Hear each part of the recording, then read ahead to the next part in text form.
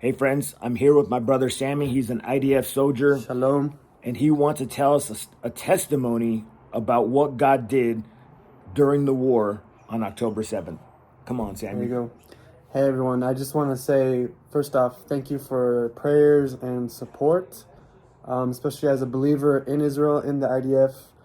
I felt just the entire time in our mission outside of Gaza, inside Gaza, just totally surrounded and uh, engulfed in prayer and God's protection. And so I just want to share a short story out of many stories of things that God did while we were on our mission. I serve as a combat medic in the IDF and the reserves. And throughout our mission, outside of Gaza and inside Gaza, we were dealing with wounded, getting them to the helicopter landing pads, giving them the first treatment, stopping bleeding and stuff. So definitely, as part of my job as a medic, I saw firsthand how bad things could have gone and how much grace God gave to us. I'll share one story. My battalion commander, the head guy of our unit, one day we were in Khan Yunis, the second biggest city in Gaza, searching for tunnels, trying to find the hostages.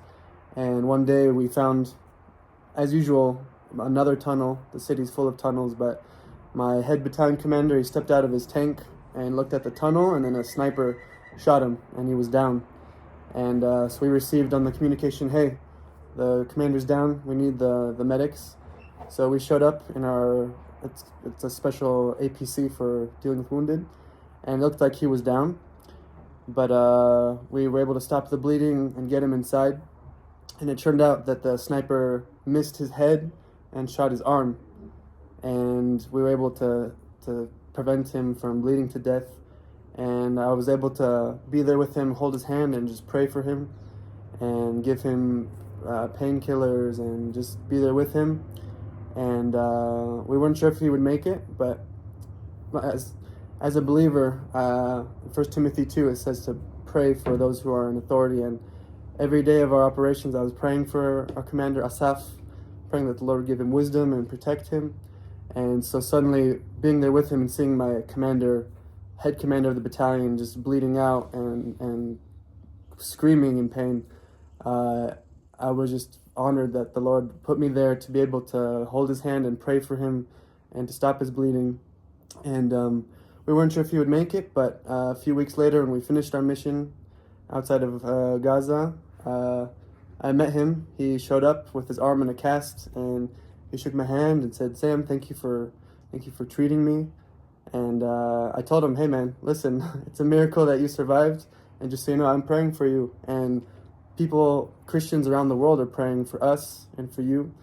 And that's just one of many stories how God just had grace and favor upon us. And I just want to say also, as far as equipment goes, we were given Vietnam era equipment, just strap on dangly things, but thanks to donations of believers, I had from head to toe helmet, vest, knee pads, just the best gear. Also all my team, and everyone knew that's because of believers, because of Christians who love them and are praying for them. So just want to say thank you and shalom. Wow, what a story. Well, here we are. We're in Montana, and my brother was just sharing his amazing story of the front lines in Israel that we all were watching on the news. They were living it. And now they're here in the U.S., and we're working through trauma, talking about what it's like after the war. And Sammy, we stand with you, brother. We love you. We're Thanks, your man. brothers, and we're always going to be here for you guys. So we love you. Thank you for sharing your story. That is so amazing.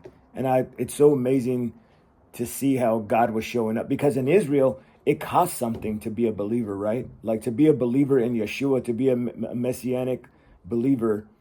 It's a small community, outside the Western, United States or outside the West,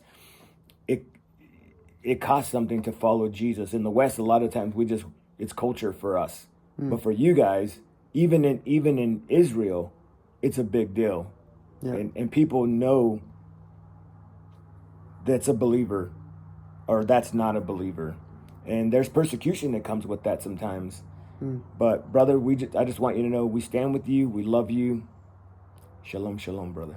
Thank you, brother. All right, guys. We'll talk to you guys later. Bye-bye.